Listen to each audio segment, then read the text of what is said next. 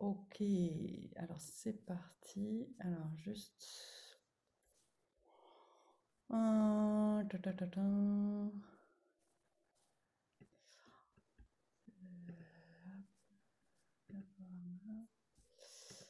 C'est parti. Voilà. Donc l'idée en fait de ce partage, de ce webinaire, c'est euh, de voir comment déjà l'entrepreneuriat et hypersensibilité peuvent coexister Ouais. et de donner des clés justement pour lever en effet déjà des blocages, les peurs, pour arriver en fait à atteindre ce rêve de l'entrepreneuriat. Colin, toi, tu es déjà entrepreneur, toi, ou... Oui, oui, oui. Ouais. Ouais, t'as déjà Oui, passé... oui, oui, oui, j'ai quitté, j'ai déjà quitté les systèmes pyramidaux depuis un bout de temps et j'ai plusieurs trucs, ouais, bien sûr. Mm. Ok, super. Alors déjà un petit point sur l'hypersensibilité, parce que je sais pas, enfin, pour être sûr qu'on parle bien de la même chose. Bon, déjà, je pense que quand on parle d'hypersensibilité, on se reconnaît assez bien dans le côté extraterrestre. Alors moi, j'aime bien dire qu'on commence à sentir extraterrestre, mais puis finalement découvrir qu'on est plutôt des terrestres extra. Et avec donc des particularités, alors c'en est certaines, il y aurait déjà, je crois, de quoi largement faire tout un webinaire sur ce sujet déjà. Mais la première des choses, c'est le côté sensitif, le côté sensoriel, à la fois dans la sensibilité, l'hypersensibilité au toucher, à la vue. Alors chacun à sa manière, hein, mais moi je sais que, par exemple, quand je m'habille, j'ai vraiment besoin, je fais toujours hyper gaffe à la douceur des matériaux. Il y a certains matériaux qui sont même artificiels. Enfin, je supporte pas. En fait, je peux pas les toucher. Ou quand il y a des étiquettes, c'est non, ça c'est juste pas possible. Le goût, c'est pareil. On a souvent un goût plus prononcé. On sent les subtilités et c'est super important. Voilà, il y en a qui sont très sensibles à la lumière. Moi, c'est pas trop mon cas. Le bruit, ça par contre, voilà, c'est vraiment quelque chose qui est auquel je suis très sensible, d'avoir des environnements voilà, où le côté sensoriel est important. Et déjà ça, déjà là, en tant qu'entrepreneur, il y a déjà des choses à intégrer. Parce que j'ai déjà accompagné des personnes, des entrepreneurs qui bossaient, qui louaient en fait des espaces publics pour faire leur coaching, par exemple, ce genre de choses, mais dans lesquels il y avait des énergies qui étaient pas bonnes. Donc, travailler dans un environnement où l'énergie est saine, déjà de soigner ça, c'est déjà hyper important en fait. Donc, déjà là, on voit que ce côté hyper sensoriel va avoir des répercussions dans notre métier quel que soit en fait le métier, hein. Donc ça, c'est super important. Et le sixième sens que j'ai mis là, c'est justement cette notion de quête de sens. Parce que quand on est hypersensible, c'est souvent associé justement à cette recherche, justement, cette quête de sens qui nous poursuit, qui est souvent d'ailleurs une quête de toute une vie, et qui nous amène justement dans une vocation. Et ça, c'est quelque chose qui est très caractéristique justement de cette hypersensibilité. Il y a aussi le côté empathique. Alors, souvent, au départ, on voit ça comme une espèce de plaie parce qu'on a l'impression qu'on est trop, qu'on en fait trop. Et puis, il y a le côté sauveur aussi qui prend souvent beaucoup de part. On a à cœur d'aider les autres. On ressent tellement le mal-être de l'autre que on confond en fait l'émotion de l'autre et son émotion, on met l'autre en priorité et puis finalement on s'oublie et on va voir que là aussi dans les idées reçues, l'empathie fait que on s'oublie souvent. Empathie est souvent synonyme de je m'oublie. Et tout le but du jeu, ça va être justement en tant qu'entrepreneur de se remettre au centre, de retrouver ce centre-là et à la fois de concilier le désir d'aider les autres, mais de garder en tête qu'on le fait aussi pour soi, quoi. Il faut que ce soit du gagnant-gagnant, sinon ça marche pas. L'hypersensible a aussi à cœur des relations authentiques. On en échangeait là en préambule, un peu aparté. Euh, Chez nous, on comprend même pas cette notion de concurrence en fait. Moi, j'ai à cœur d'accompagner les personnes qui se reconnaissent dans mon parcours et si je peux aider les gens, même s'ils ils font exactement la même chose que moi, eh bien, si je peux les aider justement à trouver leur place, à rayonner plus vite que moi j'ai pu le faire, eh ben, tant mieux. Je pars du principe que on est une famille en fait. Moi je le vois vraiment comme un réseau justement d'hypersensibles, de gens qui partagent, qui partageons en fait des raisons d'être similaires et qu'on est là pour vraiment s'entraider et pour avancer ensemble. Le côté créatif, ça c'est aussi chez l'hypersensible euh, une particularité. Le problème, c'est que souvent, dans l'enfance, c'est une partie qui a été complètement cassée, castrée. Euh, on nous a voilà, coupé les ailes, tout le côté spontané, et j'ai envie de dire le côté féminin, qu'on soit homme ou femme, a été, bah non, ça, il faut pas. Pour réussir, il faut surtout rentrer dans des cases, avoir des diplômes, mais faire par toi-même, imaginer des choses, ça, surtout pas en fait. Et ça va être parfois un frein à un moment donné, justement quand on se lance dans l'entrepreneuriat. C'est quelque chose qu'il va falloir aller rechercher dans les profondeurs, retrouver des manières, en fait, une espèce de structure pour réactiver justement le côté créatif. Parce qu'il est là, mais souvent il est tellement associé à ah ben non, c'est mal, que bah, je n'y crois même plus, je me vois même pas créatif. Moi, pour exemple, la première fois que je me suis lancée dans la rédaction d'un article LinkedIn, sur LinkedIn, mais ça a été une horreur parce que en plus, bah, et ça va avec le truc qui est derrière, la pensée popcorn, là, j'ai commencé à avoir un sujet, puis alors j'avais l'impression que j'allais partir en roman, et j'avais l'impression que ça partait dans tous les sens, donc j'avais plein d'idées reçues sur ma créativité qui m'empêchaient justement d'aller au bout de ça, en fait. Ce qui m'avait d'ailleurs empêché même de me mettre à l'œuvre, en fait, de ça, parce que j'étais tellement convaincue que de toute façon, les gens n'allaient pas me comprendre, que c'était nul, etc., que ça me freinait, en fait, dans la réalisation. Alors qu'en réalité, quand j'ai dépassé cette peur-là, de ne pas être à la hauteur, etc., eh ben, j'ai eu des super retours. Et puis qu'au fur et à mesure, j'ai aussi accepté que, bah oui, c'était pas parfait, que je faisais plein de fautes, et c'était OK. Le principal, c'était de me lancer. C'était vraiment d'expérimenter et d'oser justement, bah, déjà de dépasser des peurs et d'être dans cet apprentissage aussi. Parce que quand on est entrepreneur, il va falloir accepter de ne pas être parfait au départ, parce que c'est comme marcher, c'est comme tout. Il faut, il faut pratiquer pour s'améliorer de jour en jour, en fait. Et donc la pensée popcorn, ça aussi, c'est vraiment le propre des hypersensibles. Hypersensibles au potentiel, bon, moi je mets un peu tout ça là non plus, j'aime pas trop, c'est la distinction que certains font entre les hypersensibles et au potentiel et machin bidule. Pour moi, c'est un peu, voilà, chacun se reconnaîtra, mais on a des pensées qui en amènent une autre, et moi, c'est pour ça que, par exemple, je m'appuie toujours sur un support, parce que sinon, je sais que ça risque de partir, à partir sur d'autres sujets, et donc de garder le fil conducteur, ça, c'est vraiment important.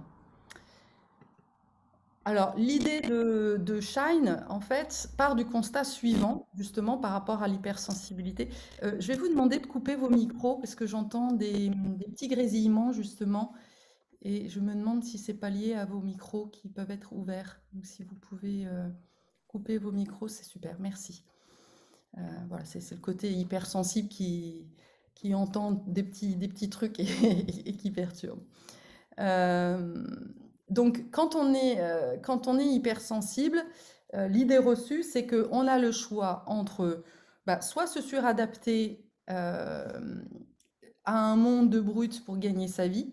Voilà, tu as beau être hypersensible, en fait, tu vas devoir rentrer dans les cases du monde du CDI, souvent, hein, de manière plus large, le monde du patriarcat, voilà, avec les modèles tels qu'ils sont proposés.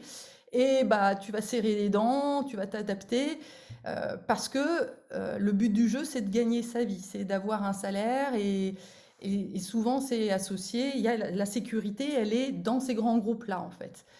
Et donc ça, c'est ce que j'ai appelé le groupe des moutons, en fait. On va rentrer dans les cases, dans la bergerie, dans les box, et on va s'enfermer en fait dans un box. Tout ça pour avoir quelques foins, quelques bottes de foin tous les mois. Et parce que, bah oui, on a confondu sécurité et puis liberté. Et voilà, on s'est un peu laissé entraîner sur cette voie-là. Euh, ou alors sauver les autres jusqu'à épuisement, parce que quand on regarde un petit peu les métiers des hypersensibles, d'ailleurs il n'y a pas très longtemps je regardais une vidéo de quelqu'un qui présente les voies en fait pour les voies royales comme métier quand on est hypersensible. Voilà, c'était tous les métiers liés au soutien social, assistante sociale, euh, infirmier ou ce genre de choses, c'est les métiers d'aide, mais sauf que on n'est pas là pour aider, on est là pour sauver les autres en fait, jusqu'à épuisement. Et puis là encore, on voit bien qu'il n'y a pas trop de rétribution, la valeur qui est associée à ces métiers-là.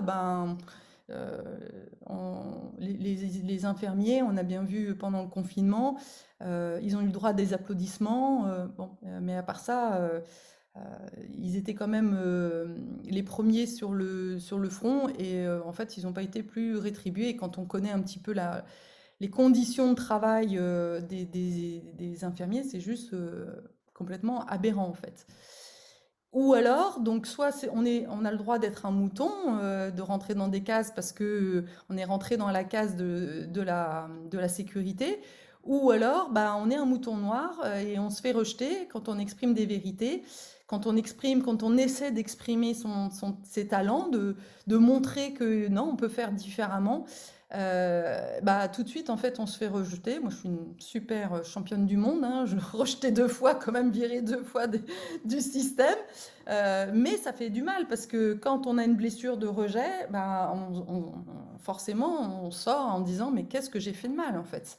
Et ça, ça fait vraiment du tort et ça crée beaucoup de blessures. Ou éventuellement, donc quand on n'est ni mouton ni mouton noir, on a le droit aussi d'être artiste fauché. Donc il n'y a pas trop de choix en fait pour associer hypersensibilité, abondance, liberté, tout ça. Dans les idées reçues, c'est pas trop ça en fait.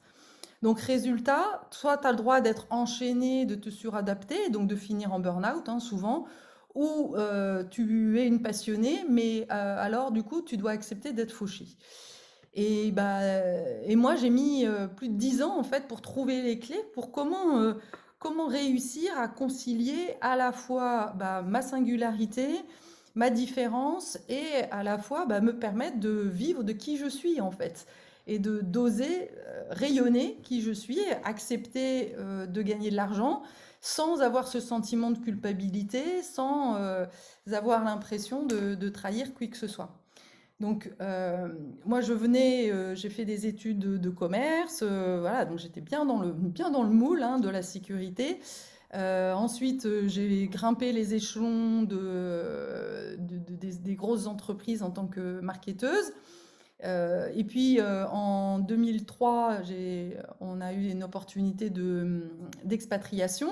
Et donc, en 2007, j'ai commencé à faire un premier essai d'entrepreneuriat. J'étais dans de bonnes conditions, au soleil, tout ça. Et donc, je me suis dit, ok, je vais me lancer une première entreprise. Sauf que, tout de suite derrière, divorce. Donc, je suis revenue au bercail. Voilà, retour à la case, dans la bergerie.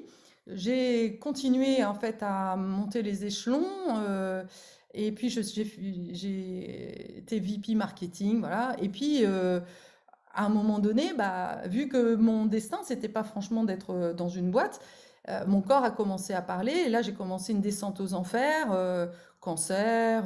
Je me suis fait virer une première fois donc de chez Visa. Et en 2014, bah, j'avais 45 ans, je me fais virer et je me dis, bah non, voilà, là encore, hein, deuxième idée reçue, bah non, à 45 ans, de toute façon, je ne trouverai pas de job. Donc, je me suis dit, ok, opportunité pour me lancer. Donc, j'ai fait un premier essai de créer Give to Get, qui avait pour vocation de faire du conseil en expérience client. Je sentais que c'était un peu la vague à ce moment-là. Et je lâchais pas trop en fait ma rampe parce que en fait j'étais toujours en lien avec mon métier de base, ma zone d'excellence. Bah oui, sauf que en fait j'étais pas complètement alignée avec ma raison d'être. Et ben donc du coup ça n'a pas décollé. Et j'ai fait ce qu'on j'appelle un refus de lancement, retour en arrière parce que fin de droit, donc de nouveau grosse insécurité. Voilà comment je fais pour faire face à cette croyance que si je n'ai plus de sécurité, bah alors du coup je vais pas y arriver. Et puis finalement, d'essai en erreur et tout ça, en 2018, eh bien, j'ai fini par me lancer et à réussir en fait qui je suis aujourd'hui, c'est-à-dire aligner et complètement oser être moi-même avec mes différences, d'assumer mon côté chaman, mon côté voilà, femme médecine, et tout en accompagnant les gens dans des choses très sérieuses en fait. Aujourd'hui, j'ai un chiffre d'affaires de plus de 5 000 € par mois. Et voilà, je suis une révélatrice d'être unique et en plus, je forme des entreprises en expérience client et en faisant ça, bah, je les guide justement, enfin j'accompagne parce qu'il y a beaucoup de hauts potentiels et d'hypersensibles aussi dans les postes d'expérience client. Ça, mais voilà, on attire aussi à soi ce qu'on est, hein, mais en tous les cas, moi, plus ça allait, plus je fais cette formation et plus j'attire à moi des hypersensibles. Et donc, bah, je leur transmets justement déjà le fait que, bah, ah oui, bah, dans l'entreprise, tu n'es pas comme les autres, donc assume qui tu es, ne résiste. Et puis voilà, je les aide aussi dans leur reconnexion à qui ils sont vraiment, quoi. Et qui elles sont, parce qu'il y a beaucoup de femmes aussi. Donc pendant 10 ans, en fait, j'ai vraiment cherché qu'est-ce qui empêche les hypersensibles à s'autoriser à rayonner qui ils sont ou qui elles sont. Et alors que, en plus, ce sont souvent des hyper spécialistes dans leur domaine, parce que ce sont des chercheurs de vérité. Donc du coup, ça a été vraiment, mais ça a été ma question à moi, mais de manière plus large. Et puis, bah, comment faire pour rayonner et donner aussi plus de visibilité, parce que moi, c'est mon métier de base, hein, le marketing.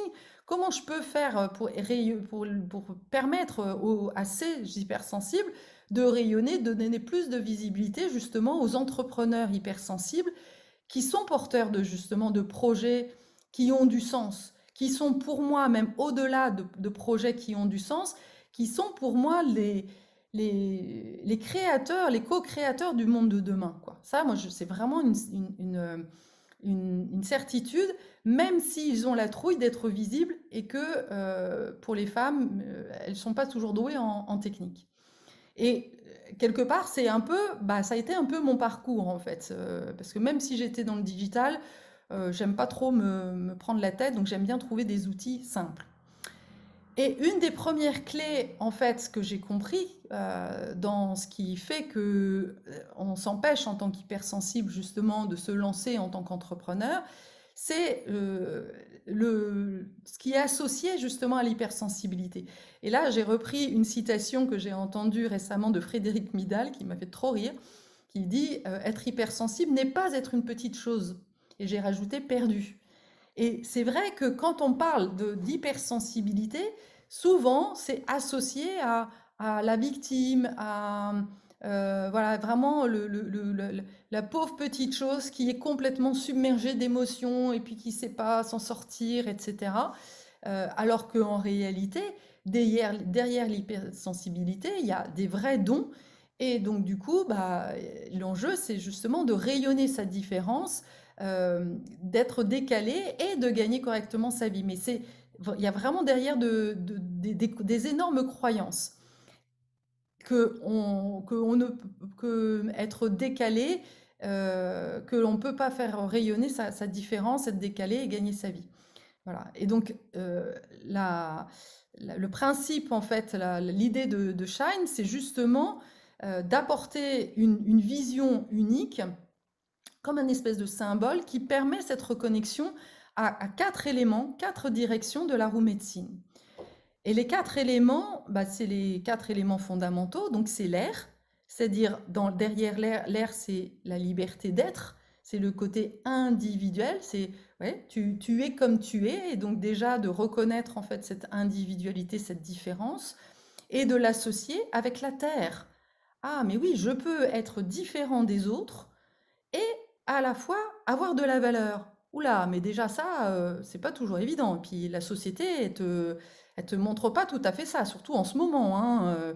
Tu n'es pas vacciné, bah alors du coup, t'as pas le droit à être, à faire partie du lot, en fait, hein. Tout de suite, t'es mis à la marge. Et en réalité, bah, il va falloir voir les choses autrement. Et puis le troisième élément, c'est le côté émotionnel, qui est à la fois à l'écoute de ses émotions, de la conscience en fait de la responsabilité collective, sans oublier en fait l'intérêt individuel. Et donc c'est là où on va trouver en fait des équilibres entre les quatre forces, les quatre éléments. Et le quatrième, c'est le côté spirituel, qui est aussi en lien avec la visibilité. Donc tout ça, en fait, ça va être, on va le voir après, chacun, en fait, a un déséquilibre, en fait, entre ces quatre éléments. Si ça marche pas, c'est que justement, il y a un déséquilibre entre ces quatre éléments. Et donc l'idée, c'est justement d'aller travailler, en fait, sur chacun des éléments pour rééquilibrer tout ça. Donc, derrière Shine, il y a aussi une histoire de loyauté. Parce que quand on regarde, en fait, justement, les quatre éléments, donc la terre, c'est la mer, la terre, mère. Ah, donc déjà là, bah, c'est quoi le lien à ta mère et c'est quoi l'histoire de ta mère en lien avec bah, son histoire personnelle et son rayonnement personnel? Est-ce que c'était quelqu'un qui était, bah, comme la mienne par exemple, dans le sacrifice, dans la croyance qu'elle devait se sacrifier pour ses enfants, pour son mari, et surtout sacrifier son être pour assurer sa sécurité? Si c'est le cas, bah, il y a une loyauté déjà à lâcher en fait. Donc là, on va travailler là-dessus. Après, il y a le côté feu, c'est l'Est, c'est la spiritualité. Quelle autorisation, et c'est aussi le Père derrière, le Père ciel. Quel, et le Père ciel, c'est dans le chamanisme, c'est aussi en lien avec l'expression. Ah, bah ouais, comment veux-tu avoir une communication qui soit fluide si déjà il n'y a pas eu d'autorisation de la part du Père d'être qui tu es? Donc là, on va travailler aussi sur bah, le lien à la spiritualité de la famille et puis l'autorisation du Père qui permet justement une connexion au cœur et une communication qui soit beaucoup plus fluide et qui soit authentique parce que tu as besoin de cette communication authentique, toi, en tant qu'hypersensible. Et que l'idée, c'est pas de faire une communication qui soit, bah, là encore, hein, avec les archétypes du masculin, comme on peut voir. Moi, je vois beaucoup de consultants ou de coachs en communication, en marketing, qui parlent de tunnels de vente. Et puis, je les ai expérimentés, hein. J'ai fait appel quand j'ai commencé à me lancer. Euh, je me suis fait avoir, entre guillemets, avec un mec qui avait tous les sites, enfin, qui paraissait vraiment sensible à mon histoire, etc. Mais en fait, derrière, qui m'a fait un site web sans même de me demander mon avis, alors que j'avais vraiment précisé que je voulais être dans la co-création. Pour lui, c'était l'objectif, faire le plus vite, et il s'en foutait en fait de qui j'étais.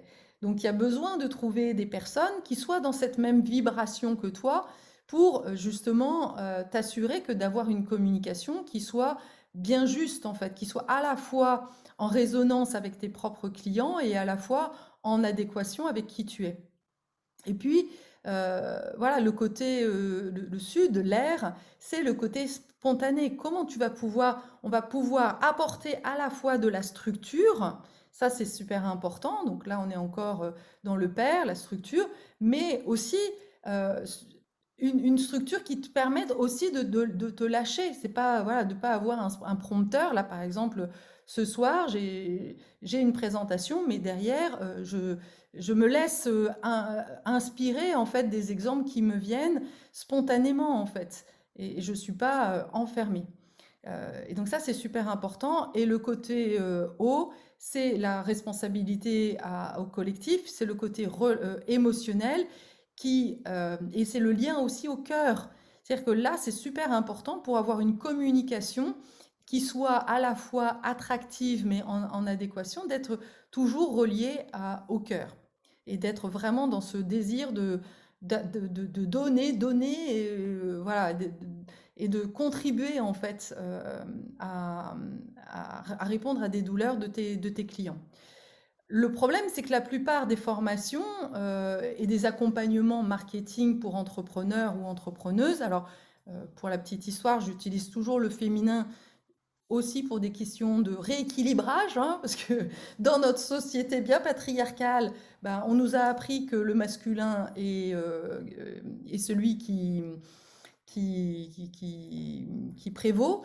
Et ben moi, volontairement, voilà, un peu comme bonne rebelle, j'utilise le féminin, mais ça englobe le masculin. Voilà, c'est une nouvelle façon. Donc, du coup, la plupart des accompagnements pour entrepreneuses euh, ne f- sont, proposent en fait des accompagnements qui sont très enfermants. Comment vendre en fait sans t'accompagner à définir tes missions. Et ça, moi j'ai accompagné pas mal de personnes qui avaient suivi justement des formations où on leur donnait tous les outils, mais on ne les accompagnait pas à définir leur raison d'être, leur mission.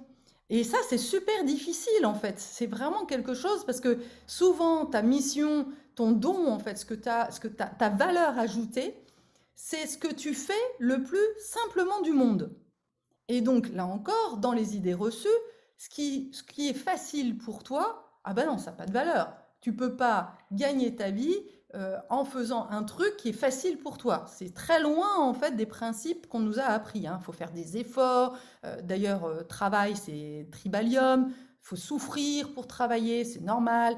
Donc là, on est complètement hors des schémas.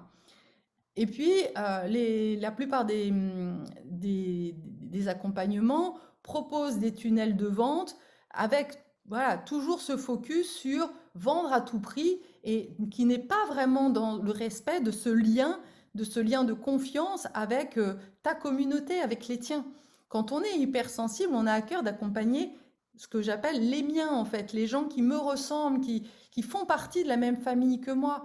Et donc, du coup, t'es pas là pour leur mettre le couteau sur la gorge et les forcer. Non, tu es là justement pour leur proposer en fait des choses. Et puis, si ça les appelle, bah, tant mieux. Sinon, bah, c'est bon, quoi. Il y a beaucoup de formations voilà, que j'ai appelées Yaka Faucon qui ne respectent pas non plus les blocages. Comme si c'était simple, en fait, de faire du marketing et de se vendre. Mais pour une hypersensible, comme on l'a vu avant, il y a plein de blocages, il y a plein de loyauté qui fait que non, ce n'est pas simple, en fait. Donc, c'est important de pouvoir, à un moment donné, quand ça bloque, ok, on s'arrête, on met de l'attention dessus, on travaille dessus. Et donc, du coup, ça demande aussi un mixte entre un travail collectif et un travail individuel pour aller vraiment voir débloquer les blocages personnels, en fait.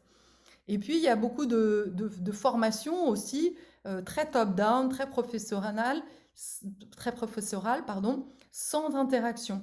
Et moi, en tant que... Voilà, j'ai assisté à pas mal de formations au moment où je me suis lancée et j'ai souvent regretté, en fait, que bah, on est souvent, justement, on a tous à cœur, en tant qu'hypersensible, de contribuer et donc bah, de pouvoir permettre à chacun de s'exprimer, de pouvoir aussi apporter les résonances. Eh bien, c'est ça qui va faire justement un accompagnement de qualité et qui va aussi te donner confiance que tes interventions, que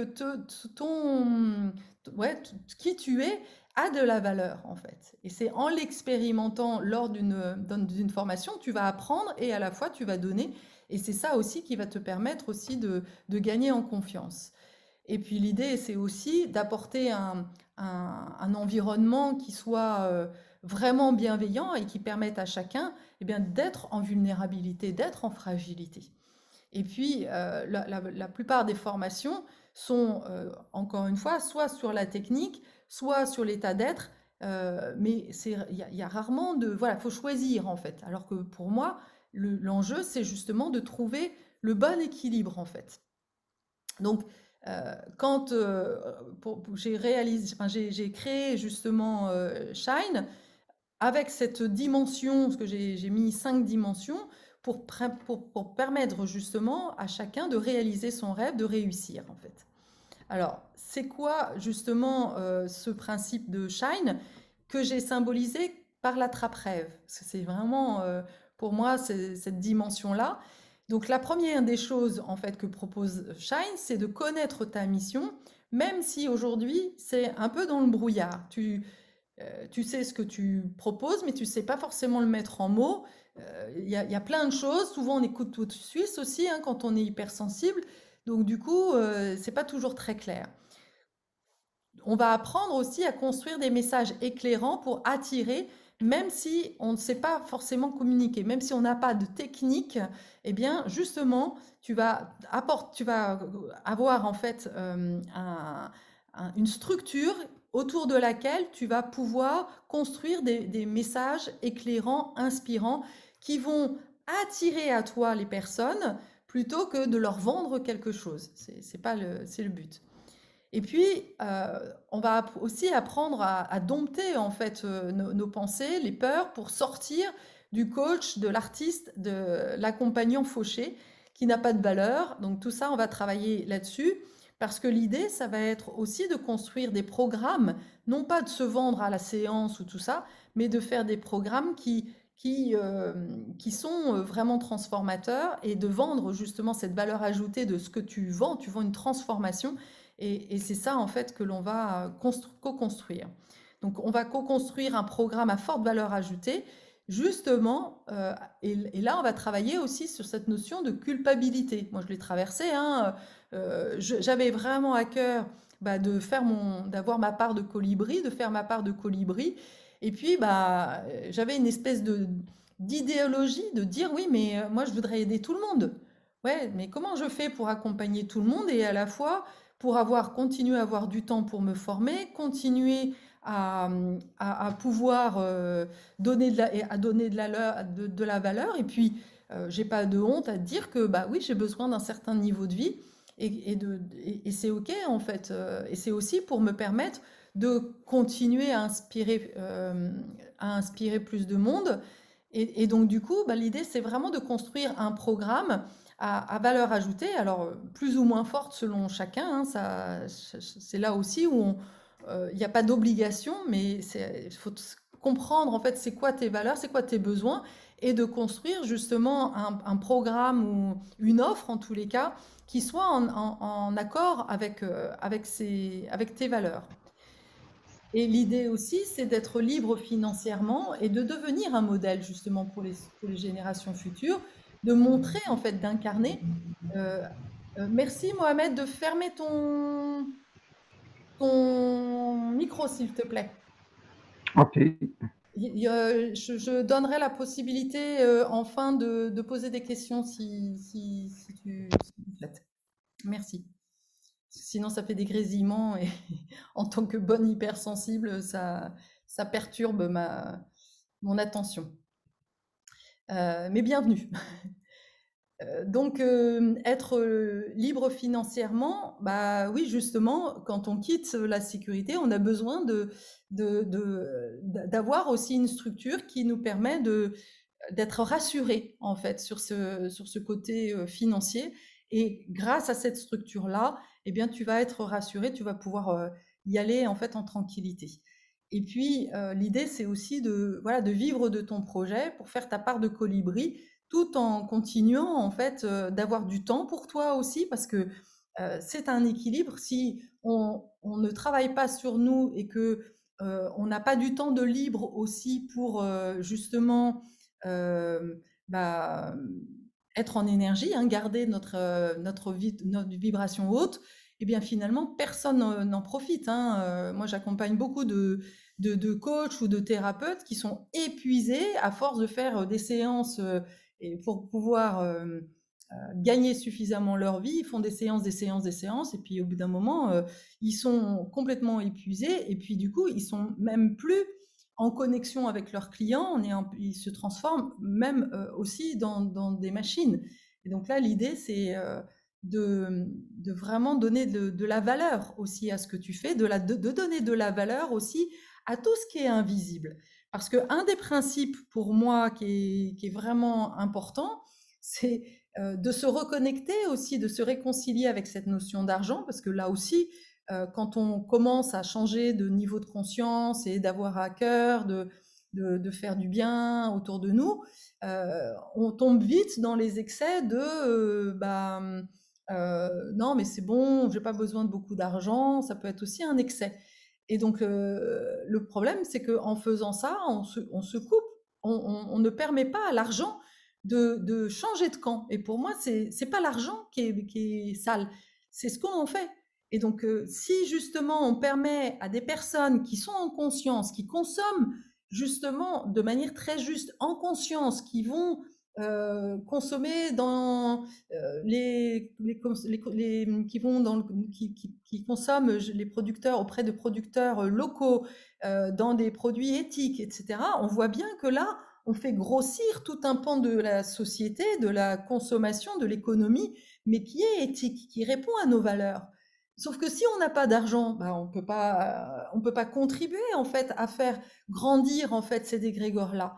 Donc c'est aussi pour moi en tous les cas un leurre de se dire bah non non, non j'ai pas besoin d'argent parce que quelque part sans argent on ne fait pas grossir en fait cet égrégore-là et qui est pour moi aussi un enjeu. Après peut-être que dans un second temps on réfléchira à comment changer cette notion d'argent, mais pour le moment c'est une illusion pour moi, une douce illusion de croire que on peut rayonner sans avoir d'argent. On est quand même dans un système où, eh bien, oui, il y a besoin d'investir, il y a besoin de faire des publicités, ce genre de choses.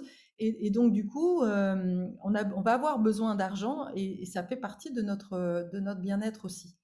Et l'importance aussi dans Shine, c'est de se sentir soutenu en fait dans ta sortie de zone de confort. Parce que moi, ce que j'ai vécu en fait dans mon parcours, c'est que là, une des raisons très importantes, fondamentales même, pour les raisons pour lesquelles je suis revenue en arrière à chaque fois, c'est que j'avais personne à mes côtés en fait pour me soutenir. Alors c'est aussi une histoire de fierté hein, personnelle, c'est que moi j'avais tellement construit la croyance que je devais y arriver toute seule, que j'étais voilà, que de toute façon personne ne pouvait m'aider, etc. Que du coup, bah ouais, en effet, j'ai essayé toute seule, hein, mais je me suis épuisée et du coup, bah au bout d'un moment, le système, l'égrégore faisait que bah non, retour au bercail. La pression justement était tellement forte de gagner de l'argent et de dire bah oui j'avais des enfants en plus à un bas âge, je ne pouvais pas me permettre. Mais en réalité, une fois que justement je me suis autorisée, j'ai cherché des personnes qui pouvaient m'accompagner en fait dans cette sortie de zone de confort, bah, du coup j'ai eu l'énergie en fait pour le faire parce que je n'étais plus toute seule en fait. Donc cette force du collectif m'a aussi aidée très fortement à passer ce cap, à croire en moi en fait, parce que j'ai fait un énorme travail. Il y a un travail personnel de se reconnecter à qui on est et à notre diamant intérieur. Mais quand on est voilà, dans des turbulences, c'est quand même bien de ne pas être tout seul à bord, quoi. Donc euh, là, en fait, l'idée, c'est de résumer qu'est-ce qu'il faut justement pour décoller et réaliser ton rêve. Et donc, j'ai symbolisé comme une espèce de fusée, parce que c'est vraiment comme ça que je vois, en fait, le décollage de l'entrepreneuriat hypersensible. Donc, il y a d'un côté la vision. Bah oui, tu as une vision, si tu te lances dans l'entrepreneuriat, c'est que tu as une vision du monde, en fait, tu as un rêve. Donc déjà, de préciser ce rêve et de le sentir et de s'autoriser à rêver grand. Ça fait déjà partie d'un défi, parce que souvent, en tant qu'hypersensible, on se dit non, mais moi, voilà, je suis un petit colibri, et puis déjà, ça sera bien, quoi. Non, comment tu peux déjà élargir ton rêve, avoir une vision grande? À quel monde tu as envie de contribuer? Une fois que tu as une vision claire, en fait, de ta vision du monde, eh bien, il va s'agir de travailler sur ta mission. Ok, tu as la vision d'un monde où, justement, où les gens, où chaque différence est une force, est un diamant, et que donc tu as peu, voir comme moi, avoir une vision d'un monde où il n'y a plus de compétition, on est plutôt dans de la coopération, où chaque individualité, justement, est une richesse. Et à l'intérieur de ça, donc tu as une vision très globale, un peu comme la planète verte, hein, voilà, tu peux avoir la vision d'un monde parfait, idéal. Et pour trouver ça, d'ailleurs, on va repartir sur des choses que tu as vécues. Et c'est là aussi où c'est intéressant. Moi, j'ai acquis en fait des outils qui partent de ton vécu. C'est pas juste une vision d'un film que tu as vécu ou tout ça. Non, ça part vraiment de vécu, de sensations que tu as vécues, de sensations fortes. Et donc, du coup, c'est à partir de là que l'on va construire, en fait, à la fois ta vision et ta mission, en fait. Et ta mission, ça parle de ton rôle, de ta valeur. Qu'est-ce que tu apportes, en fait? Qu'est-ce que tu aides les gens à faire quoi, en fait? Et donc là, c'est clair que il va falloir accepter justement d'avoir que tu aies un rôle, que tu prennes ta place dans le collectif. Et ça, souvent en tant qu'hypersensible, déjà, il peut y avoir parfois des blocages en fait, des croyances que bah non, moi j'ai pas ma place parce que bah, justement dans les sociétés j'ai été rejetée. Tu peux imaginer que moi, ayant été rejetée 2 fois en fait des entreprises, la notion de me dire j'ai ma place et en tant qu'entrepreneur, j'ai quelque chose de plus à apporter, oula, il y a eu du boulot, hein, ça n'a pas été une mince affaire. Et c'est pour ça que j'avais besoin de soutien, en fait, d'accompagnement, parce que c'était pas une évidence. Il y avait tellement de croyances, de mensonges, en fait, qui étaient derrière que ça n'a pas été simple. Et ensuite, le troisième niveau de la fusée, c'est l'ambition. Euh, voilà, on va parler justement de structure, de chiffre d'affaires. Où est-ce que tu veux aller? C'est quoi ton rêve en fait? L'impact que tu veux donner? Est-ce que c'est un petit impact, un gros impact? Voilà. Alors l'idée, c'est pas non plus de faire des plans à 6 ans, hein, mais juste de sentir en fait comment tu te vois dans 2 ans en fait, pour sentir qu'est-ce qui est important pour toi. Et puis le rôle aussi que tu as, là on va toucher les valeurs personnelles, les symboles en fait, les symboliques en fait. Comment si justement ton métier, ta vocation était un symbole, eh bien quel symbole tu pourrais trouver. Et ça c'est super important parce que la symbolique a beaucoup d'importance dans la communication et on va comprendre justement la puissance en fait du symbole dans la communication.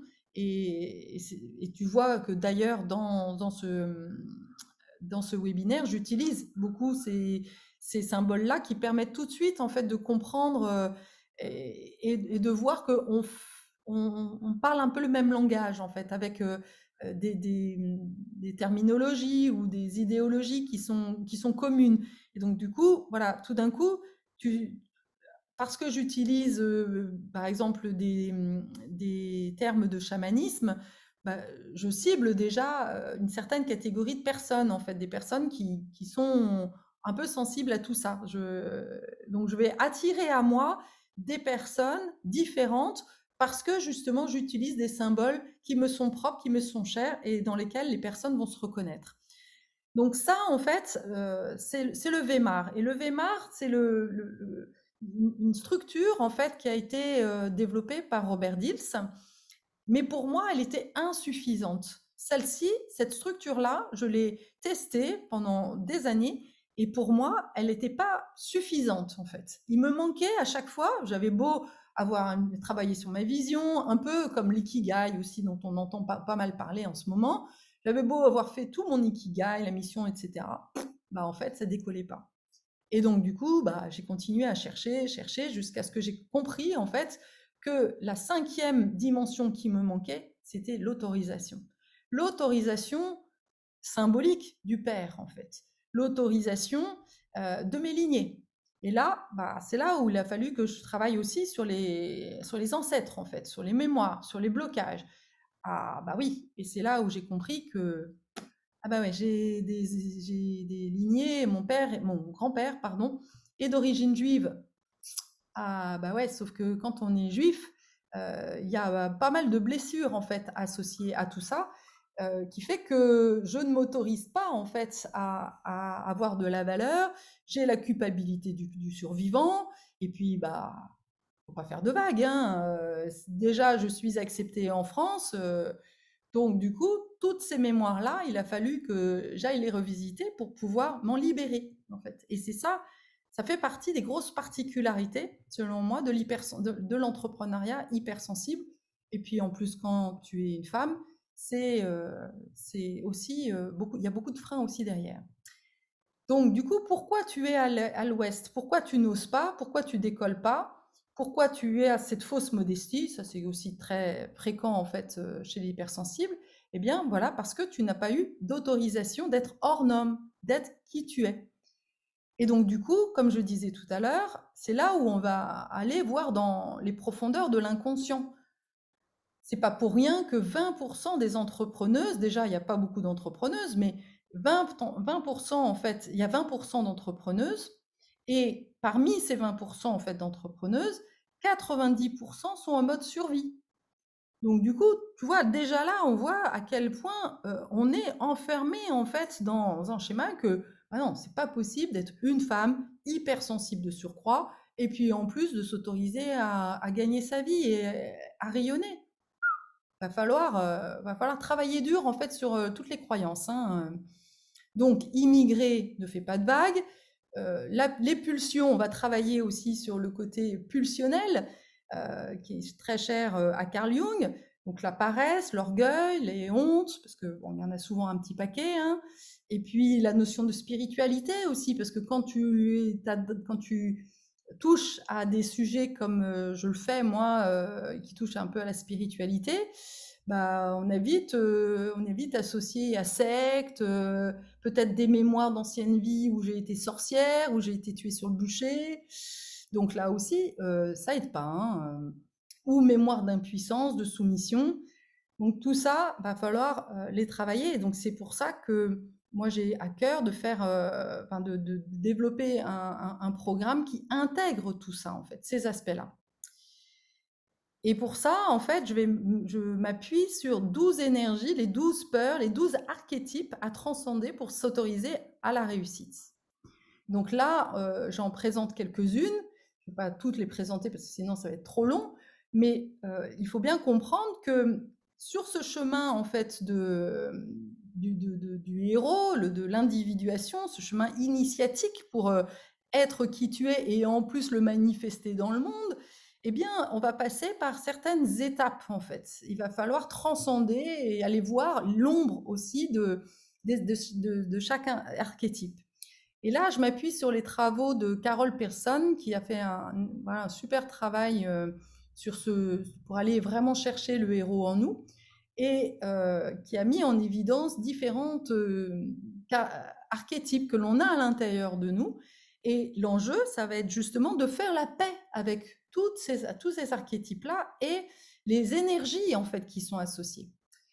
Donc, le chemin, il va commencer par déjà l'identité, tout ce qui touche avec l'identité. Eh bien, en tant qu'enfant, on commence par l'innocent. L'innocent, c'est celui qui, justement, est curieux, est confiant, etc. Ça, c'est l'innocent qui est guéri. Mais l'innocent qui est blessé, l'ombre, en fait, de l'innocent, c'est la peur de l'abandon. c'est le déni de soi. C'est je me suradapte parce que justement, j'ai peur.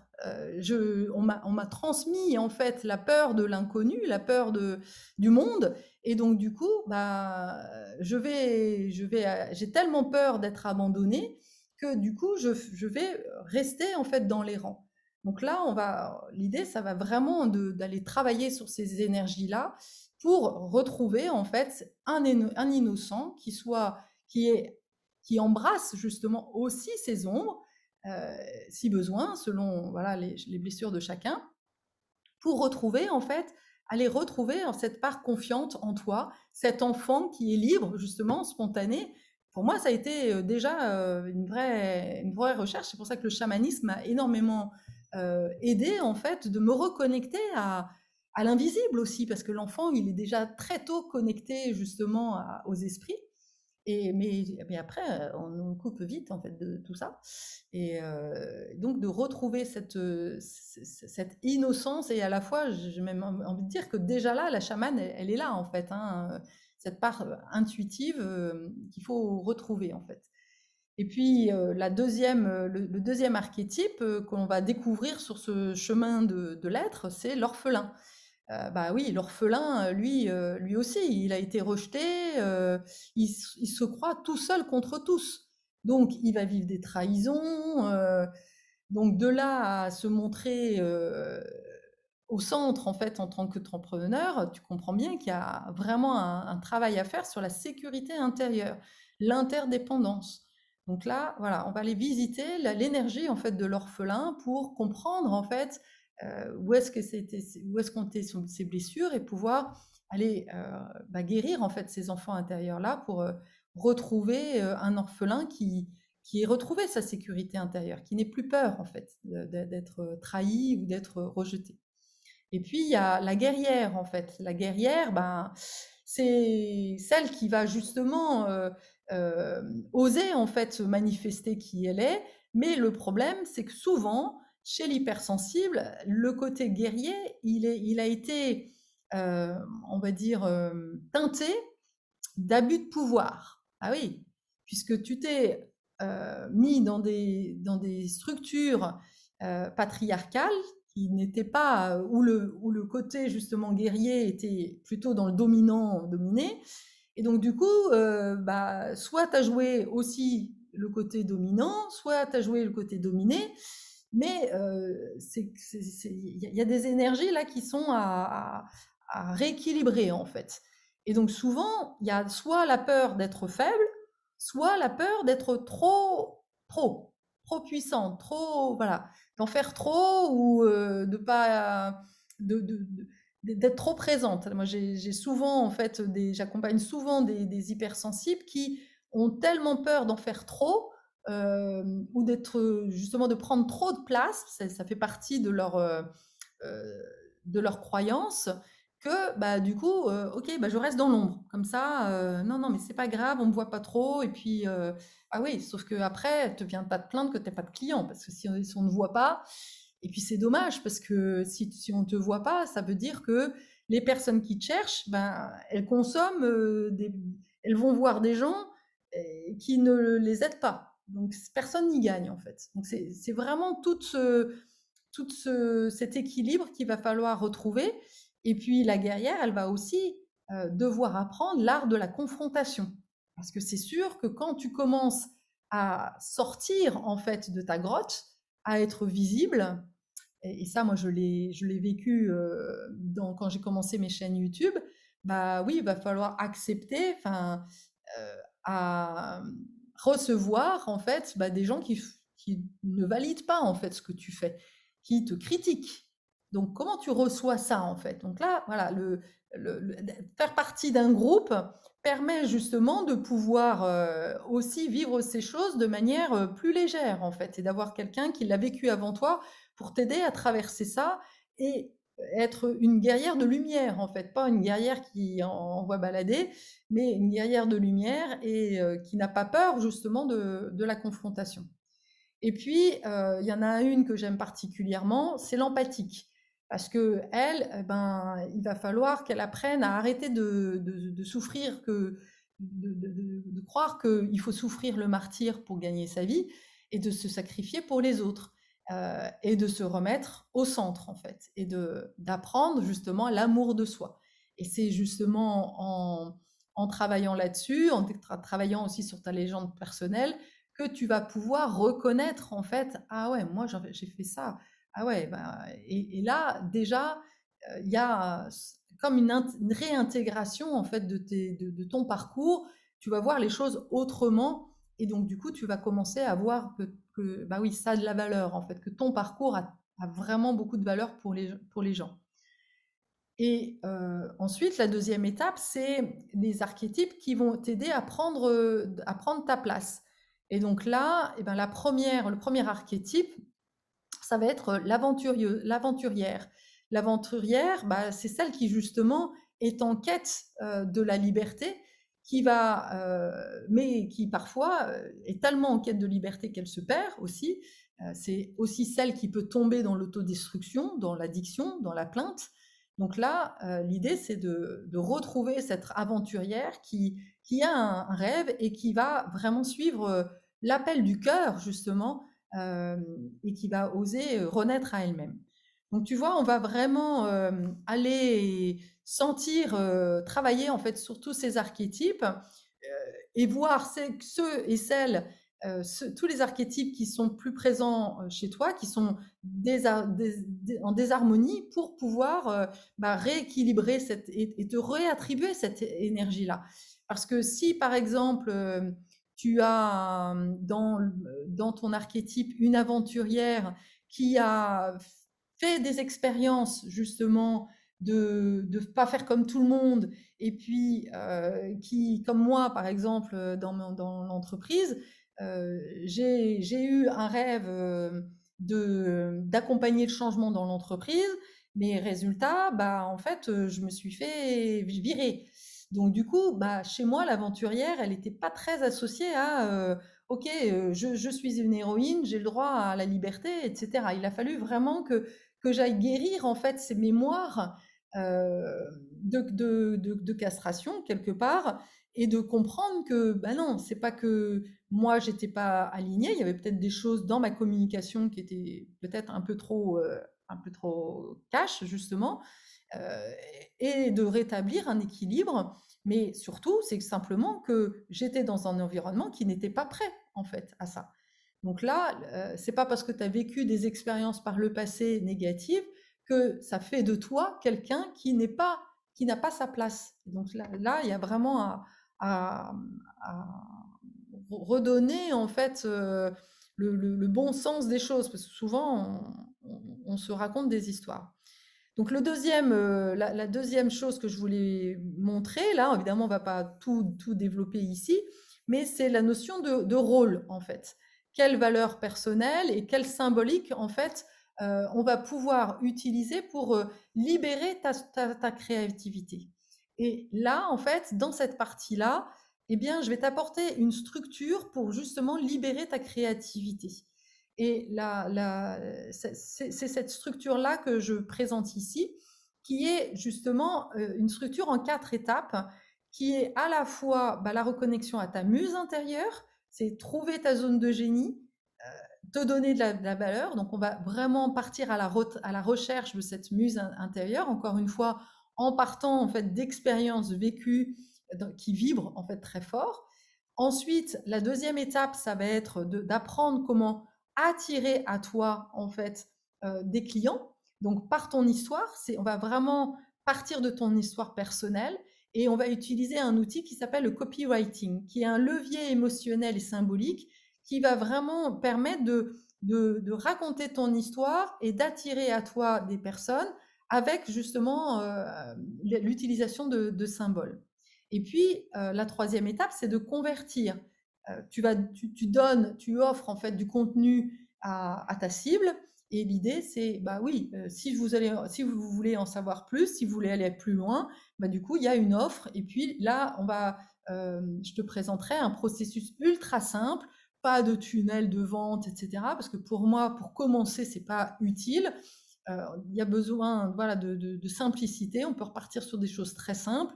Avant tout ça, on arrivait très bien à faire du business, donc on peut repartir sur des choses simples.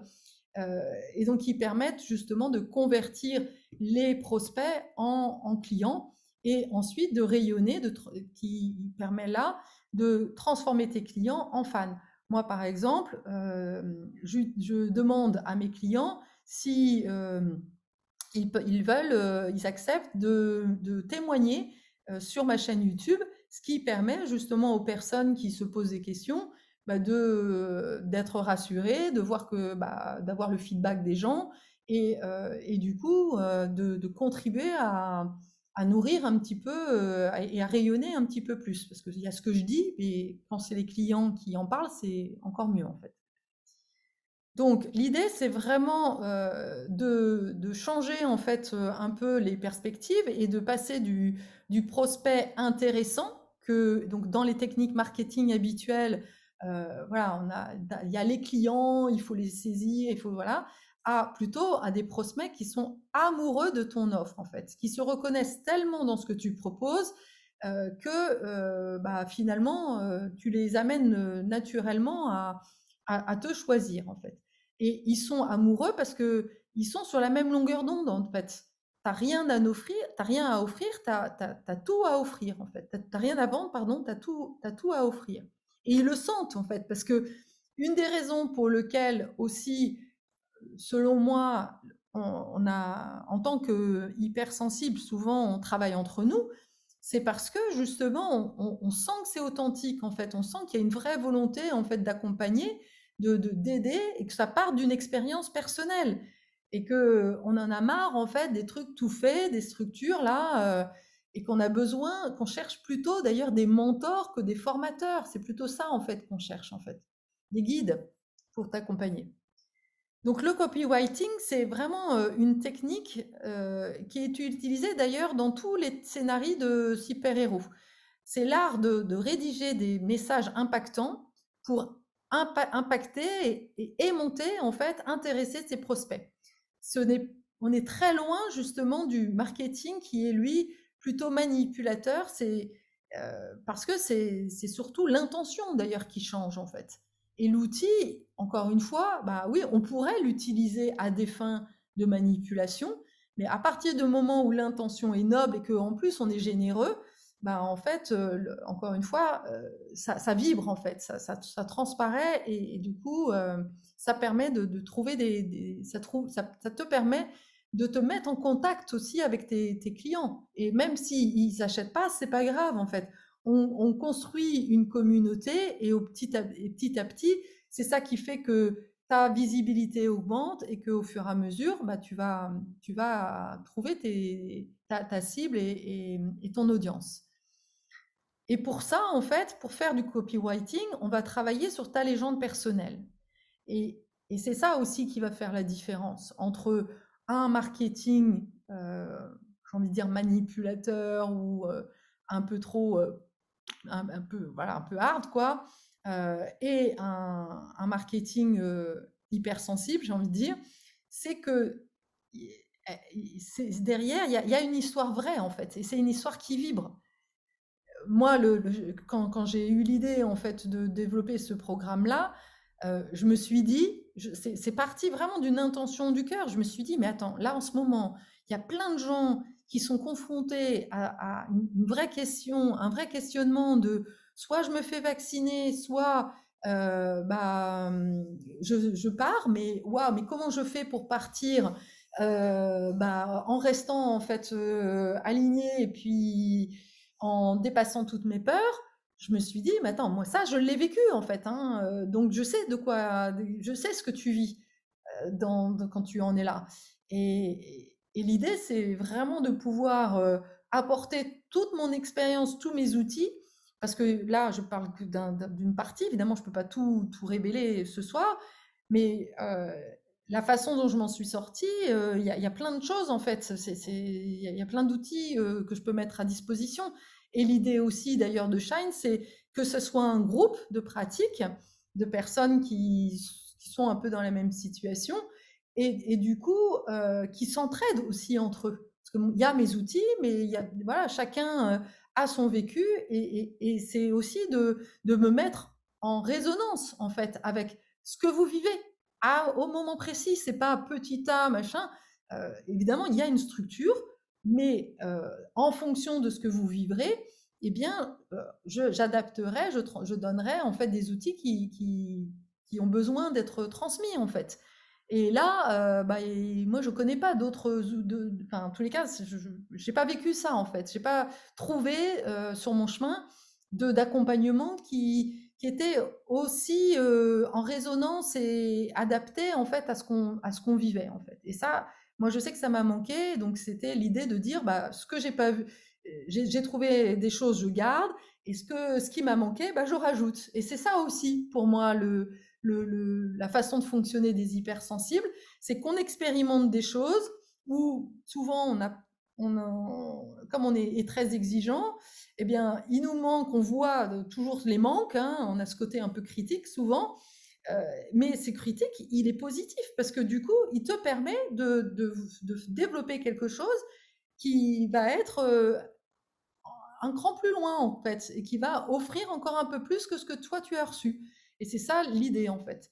Et la légende personnelle, voilà, c'est aussi ce qui crée le lien de confiance parce qu'aujourd'hui, ce qui manque fondamentalement dans l'accompagnement et la raison pour laquelle c'est si compliqué en fait de choisir la personne avec laquelle tu vas te faire aider, c'est ce lien de confiance. Est-ce que je peux lui faire confiance ou pas? Et quand on parle en fait de son d'histoire personnelle, il y a une histoire de vibration en fait que tu sens au-delà des mots en fait, au-delà de tout ce que je peux raconter. Alors comment on construit justement un message vibrant? Eh bien du coup, là c'est vraiment la structure. On va partir déjà de la douleur. Euh, on va permettre justement à tes prospects, donc on va se mettre déjà dans la peau de tes clients. Et ça tombe bien, ça va être assez facile pour toi, puisque ça parle de ton histoire personnelle. Donc, du coup, tu vas partir d'un prospect qui est ignorant, parce qu'il a un problème, il a une douleur, ce qu'on appelle la douleur. La douleur, ça peut être, bah voilà, typiquement, j'ai un choix à faire et je sais pas quoi faire. Déjà, en fait, le fait de dire, bah, tu as un problème et de mettre des mots derrière ça, ça va te permettre en fait à ce prospect qui est ignorant de devenir connaisseur du problème. Ah, déjà, si tu vis ce problème-là, c'est peut-être que tu es hypersensible. Donc déjà là, bon, c'est un exemple hein, que je donne, mais tu vas donner en fait des clés à ton prospect pour commencer, parce que toi, tu es en avance en fait, tu as déjà résolu ta problématique. Donc, du coup, tu vas pouvoir éclairer. Tu as vraiment un rôle d'éclaireur. Ah ben oui, je connais bien, en fait, là où tu en es. C'est certes, donc, je donne des billes. Et puis, quand tu connais une fois que tu as connu le problème, que tu lui as donné, en fait, tu lui as permis de voir les problèmes, eh bien, tu vas lui apporter des solutions. Tu vas lui dire, bah oui, face à ce problème-là, il y a ces solutions. Et ces solutions, tu vas les transformer en processus. Lui donner, lui commencer à lui faire comprendre que, bah, tiens, pour résoudre ton problème, il faut passer par telle étape. Et donc, du coup, bah, comme là, tu vois bien qu'en faisant ça, tu donnes un axe, tu donnes une direction. Et donc, du coup, tout d'un coup, là où ton prospect, il était complètement dans le brouillard parce qu'il vit sa douleur, mais il ne sait pas d'où ça vient, il ne sait pas pourquoi, il ne comprend pas. Là, tout d'un coup, tu commences à lui apporter en fait un chemin.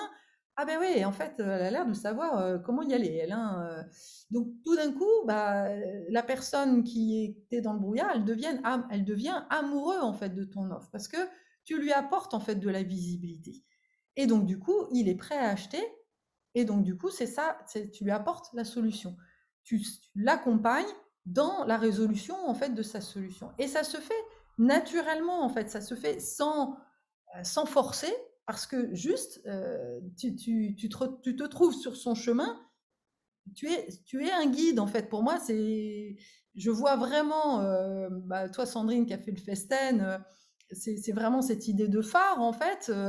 Oui, on est tous des phares les uns pour les autres, en fait. On est tous des éclaireurs pour les uns pour les autres. Et à un moment donné, on est tous naufragés de quelque chose. Moi, aujourd'hui, bah, c'est sûr que sur la partie de la réalisation de soi à travers le business, enfin ma vocation, ça a été mon sujet numéro un, en fait. Ça a été ma quête de ma vie, en fait. Donc, j'ai un peu d'avance sur tous ceux pour qui, bah, je sais pas, peut-être que pour d'autres, le phare, ça a été de trouver l'amour de sa vie. Bah, voilà, moi, sur ce sujet-là, je suis un peu à la bourre. Voilà. Donc, je vais avoir besoin d'aide sur d'autres choses. Mais voilà, c'est vraiment ça. Et le principe, l'intérêt, c'est vraiment de comprendre, mais oui, je suis le phare de quoi? En fait, moi, je peux aider les gens sur quoi? Et plus on est en compréhension en fait, de ce que l'on apporte, bah, du coup, voilà, avec cette structure-là, tu as la possibilité de le révéler et du coup, de faire aussi, parce que l'idée, c'est d'apporter des outils très concrets, hein, comme voilà, comment construire un webinaire. Parce que c'est en construisant des webinaires, et puis on va le faire aussi, parce qu'il ne suffit pas de t'apprendre à le faire. Parce que ça aussi, j'ai vu plein de formations, j'ai assisté à des super programmes qui expliquaient grosso modo comment faire comment construire un webinaire un peu sur ces structures-là. Mais après, bah, vas-y, lance-toi, quoi.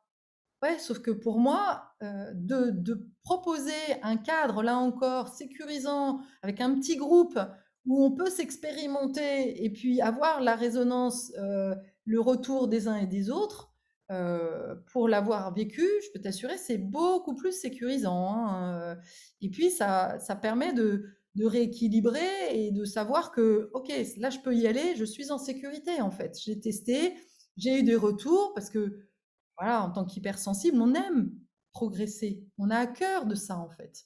Donc, d'avoir un groupe qui est un peu dans cette énergie-là, bah, voilà, ça aide, en fait. Donc, en gros, l'idée, c'est d'avoir un programme sur 12 semaines pour justement devenir ce phare, le réaliser, manifester vraiment dans le monde et dans lequel va y avoir, donc c'est un groupe de partage donc, où j'apporterai des enseignements, hein, là il y a quand même cette structure, et puis à côté, ben, on fera avec aussi ce qui émergera, ce qui sera présent, et puis l'idée c'est aussi d'associer à la fois ces sessions qui seront hebdomadaires, donc 12 sessions d'1 heure, et des sessions qui sont individuelles où là, on ira vraiment lever des blocages s'ils se manifestent, travailler peut-être ta légende personnelle, voilà, ça c'est à choisir en fait les sujets qui seront importants. Mais l'idée, c'est vraiment de pouvoir mixer un peu les deux pour trouver cet équilibre-là. Donc si ça t'appelle, on va passer à la question-réponse, mais